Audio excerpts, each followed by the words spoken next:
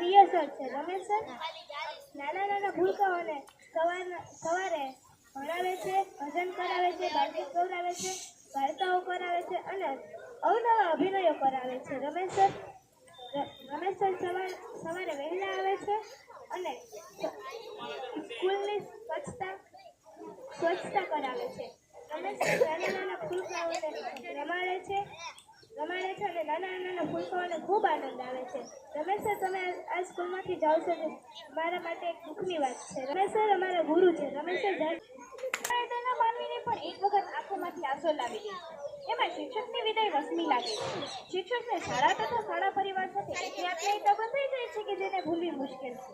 આજરોજ આપણી શાળામાં ફરજ બજાવતા કર્તવ્યનિષ્ઠ અને હસમુખા સ્વભાવના શિક્ષક શ્રી રમેશ સાહેબના વિદાય સમારોહ નિમિત્તે હાજર રહે શાળાના આચાર્યશ્રી, શાળાના શિક્ષકો તથા વિદ્યાર્થીઓ. આજના આ વિદાય સમારોહ વિશે હું બે શબ્દો કહ્યું. વિદાય હંમેશા દુઃખ આપે છે, પછી એ ઘરના આંગણેથી હોય કે હૃદયના બારણેથી.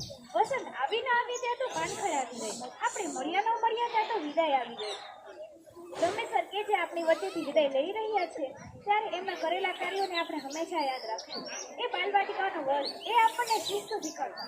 સર જરૂર પડે ત્યારે ડકોર કરતા કે ઠપકો આપતા, પણ આ બધામાં એમના આપણા ઉપરનો પ્રેમ જ છે. કારણ કે એ આપણને આપણા જીવનનો સારો રસ્તો બતાવવા માંગે છે. આપણી કારકિર્દી ઉજ્જવળ બને તે માટે હંમેશા પ્રયત્નો કરે છે.